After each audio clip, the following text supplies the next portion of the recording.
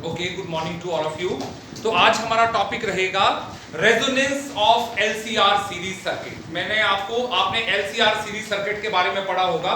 उसमें जब मैंने आपको करवाया था तो उसमें मैंने आपको एक इंपीडेंस का कॉन्सेप्ट आपको समझाया था, इंपीडेंस ऑफ एलसीआर सर्किट। तो impedance of LCR circuit means resonance of LCR circuit. और वो जो हमने एलसीआर मींस इंडक्टर, कैपेसिटर और रेजिस्टेंसेस लिए थे, वो सारे किसमें लिए थे? सीरीज में।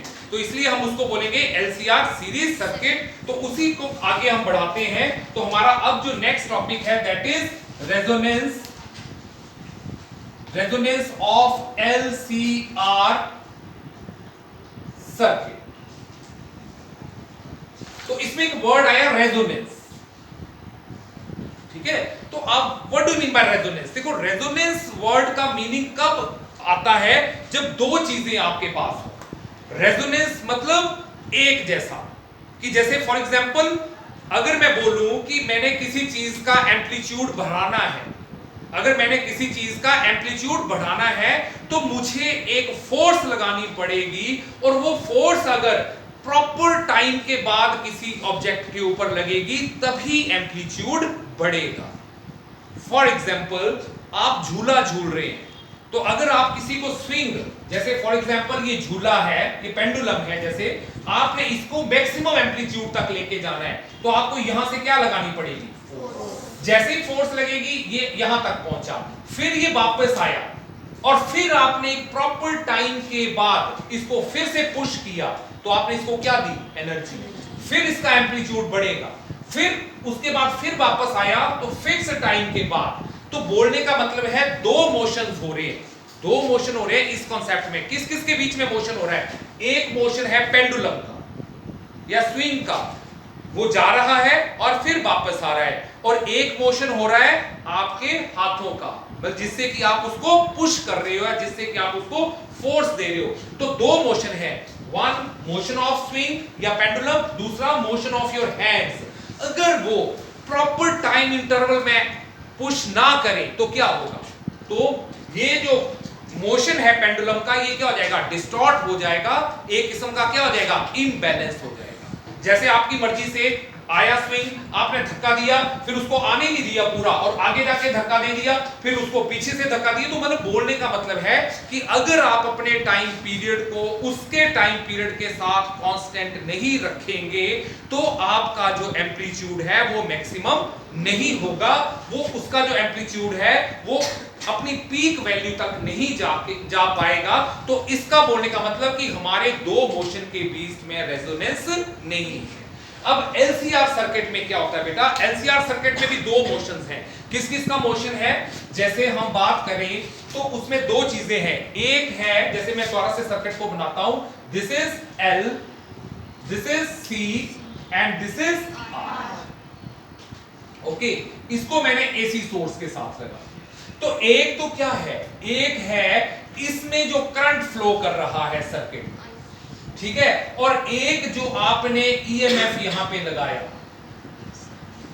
अब आपका पर्पस क्या है? कि इस करंट को मैक्सिमाइज किया जाए। क्या करंट किया जाए? इसके करंट को मैक्सिमम किया जाए। और इस सर्किट में करंट मैक्सिमम कब होगा? जब इसका इंपीडेंस क्या होगा? कम। क्योंकि इंपीडेंस क्या होता है? रेजिस्टेंस, और आपने इसकी रेजिस्टेंस को कम करना है और इसकी इंपीडेंस को बढ़ाना है। तो बोलने का मतलब है इसका अपना एक रेजोनेंट फ्रीक्वेंसी होगी। इसकी इस सर्किट में फ्रीक्वेंसी क्या होता है? 1 अपॉन टाइम। 1 और टाइम क्या होता है? Time period to complete one cycle. तो यहां पे ये जो सर्किट है इसका एक अपना रेजोनेंस होगा, और एक जो आप बाहर से ईएमएफ लगा रहे हैं उसका।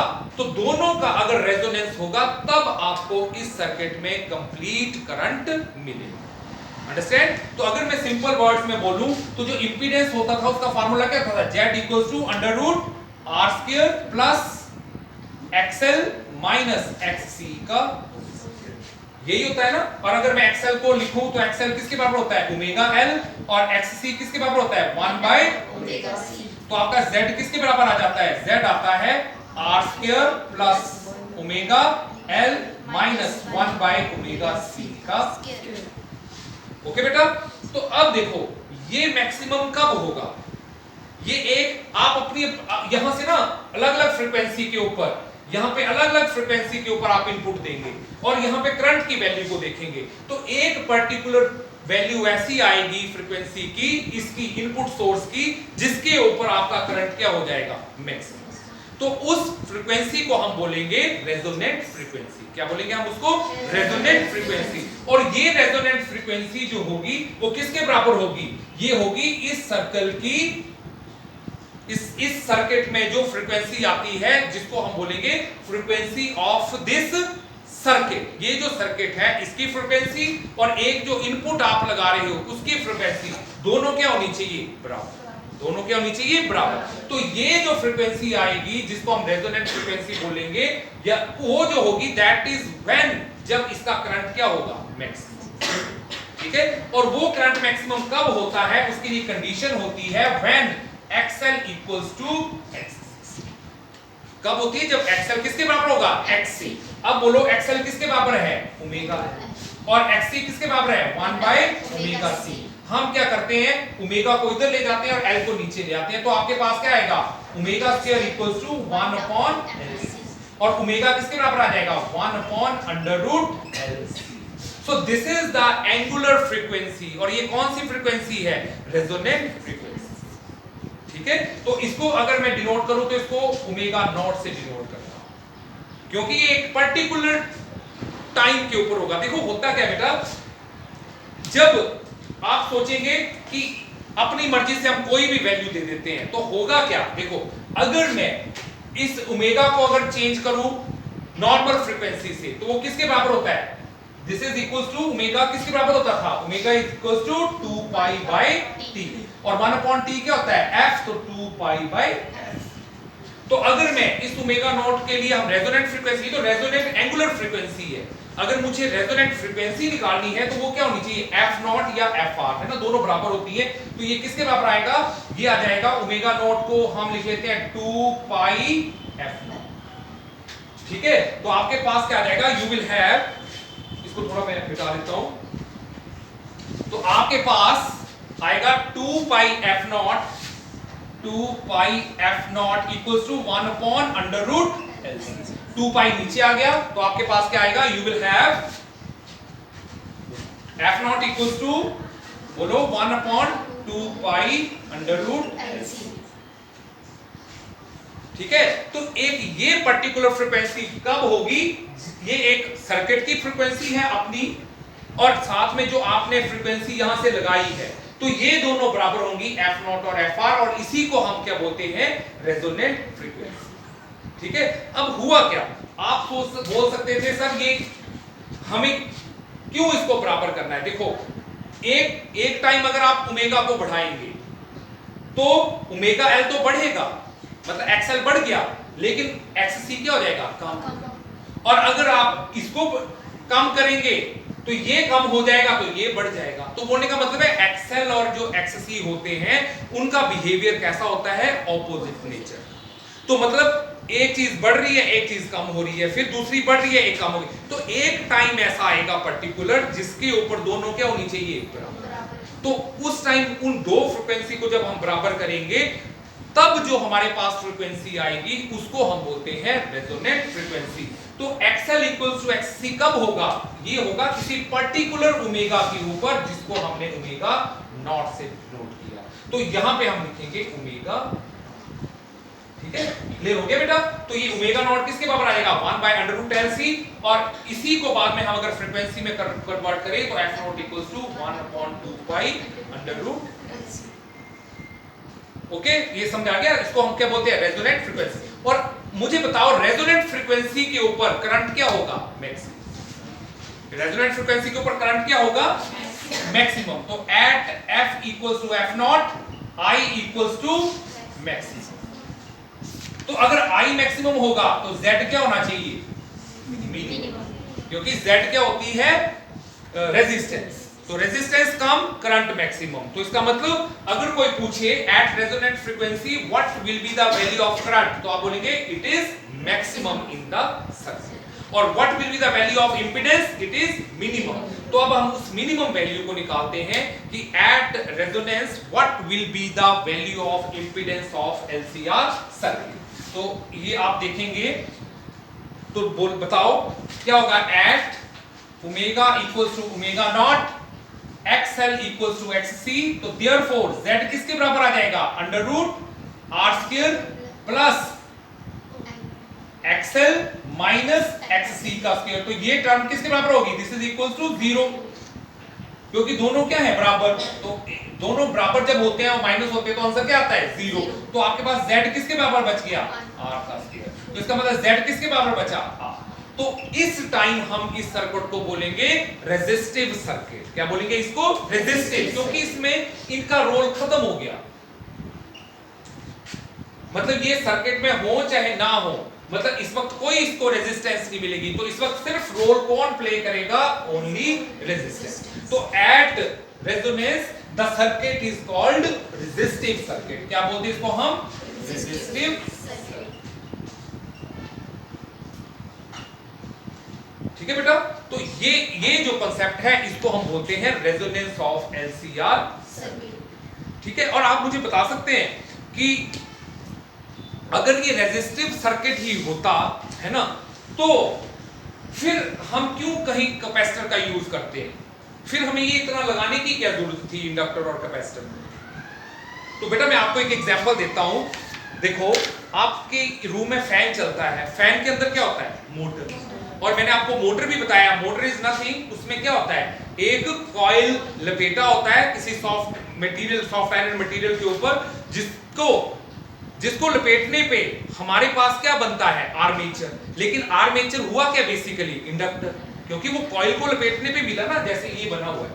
तो कभी भी कोई मोटर जब बनती है तो उसमें इंडक्टर होता ही होता है।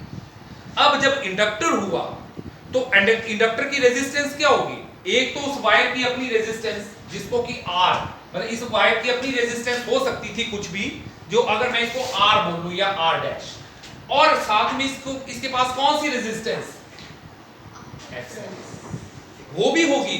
क्योंकि वो क्यों होगी, क्योंकि मैंने आपको बताया कि जो इंडक्टर होता है उसके पास एक अपनी इंडक्टिव रिएक्टेंस भी होती है। तो एक तो वायर जो जिसका वो कॉइल बना है उसकी अपनी रेजिस्टेंस, और एक एक्सेल, दोनों किस में आ गई, सीरीज में। तो टोटल रेजिस्टेंस कितनी होगी, R डैश प्लस एक्सेल। तो कभी भी आप जब आप ये कॉइल लेंगे या कोई आर्मेचर लेंगे तो उसमें एक रेजिस्टेंस ऑटोमेटिकली जनरेट हो जाती है, एक्सेल। और ये दोनों जब सीरीज में जुड़ती है तो वैल्यू बढ़ जाती है, और जब वैल्यू बढ़ जाती है तो करंट क्या हो जाएगा, कम। और जब करंट कम हो जाएगा तो पंखा फिर क्या चलेगा, धीरे।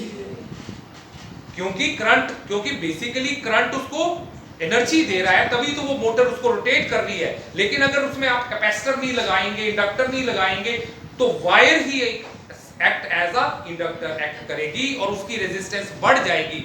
अब मुझे उसमें क्या लगाना पड़ेगा, कैपेसिटर। तो आपने देखा होगा एक वाइट सिलेंड्रिकल शेप का लगा होता है कंपोनेंट सेल जैसा, तो वो क्या होता है, कैपेसिटर। वो लगाना ही पड़ता है। क्यों लगाना पड़ता है, क्योंकि अगर मैं इसमें कैपेसिटर जोड़ दूंगा तो अब मेरे पास एक सर्किट बन जाएगा जिसमें रेजिस्टेंस भी होगी और इंडक्टर भी होगा और कैपेसिटर भी होगा। अब मैं एक ऐसी फ्रीक्वेंसी सेट कर दूंगा, मतलब उस कैपेसिटर की वैल्यू मैं ऐसी फिक्स करूंगा कि XC हमेशा किसके बराबर हो, XL। तो जब XC इक्वल्स टू XL होगा तो इन दोनों का रोल क्या हो जाएगा, खत्म, और सिर्फ वायर की क्या रह जाएगी, रेजिस्टेंस। और वो वैल्यू क्या हो जाएगी, कम, और करंट हो जाएगा ज्यादा, और मोटर जो है वो अच्छे से वर्क करेगी। कोई भी मोटर, चाहे आप फैन की मोटर ले लो, चाहे वाटर पंप की मोटर ले लो, या जो आपका डिवाइस है जिसको आपने मोटर के साथ रोटेट कर रहे हैं। तो यहां से आप ये भी समझ सकते हैं कि इसका प्रैक्टिकल यूज क्या है। बहुत अच्छा प्रैक्टिकल यूज है कि अगर हम कैपेसिटर नहीं लगाएंगे, नॉर्मली बोलते हैं ना जब कैपेसिटर जल जाता है तो पंखा धीरे चलता है। मोटर वाटर पंप का अगर कैपेसिटर जल जाए या उसका डिस्ट्रॉय हो जाए, मतलब डैमेज हो जाए, तो मोटर तो चलेगी लेकिन वो पानी को लिफ्ट नहीं कर पाती है ज्यादा। क्यों, क्योंकि उस टाइम उसकी करंट की वैल्यू क्या होती है, कम हो जाती है, because of this R dash and XL। क्योंकि उस टाइम उस मोटर में कौन प्ले करने लग पड़ता है अपना रोल, इंडक्टर। और उस इंडक्टर के रोल को खत्म करने के लिए फिर हमें एक नया कैपेसिटर रिप्लेस करना पड़ता है। बाकी कैपेसिटर ऐसा नहीं कि कैपेसिटर नॉर्मली हम सोचते हैं कि कैपेसिटर चार्ज होगा फिर मोटर चलेगी। कैपेसिटर का काम चार्ज करना नहीं होता है, कैपेसिटर का काम होता है to nullify the effect of inductor. Okay, लगे पता? तो ये मेरा टॉपिक था आज का, जिसको हम बोलेंगे रेजोनेंस ऑफ एलसीआर सर्किट, जिसमें मैंने आपको बताया एक रेजोनेंस फ्रीक्वेंसी होती है जिसके ऊपर करंट मैक्सिमम होता है, इंपीडेंस सबसे कम होती है, और वो रेजोनेंस फ्रीक्वेंसी जो होगी वो आप जो एक्सटर्नल सोर्स आपने लगाया है उसकी फ्रीक्वेंसी के क्या होनी चाहिए, बराबर। अदरवाइज अगर बराबर नहीं होगी तो आपका जो करंट है वो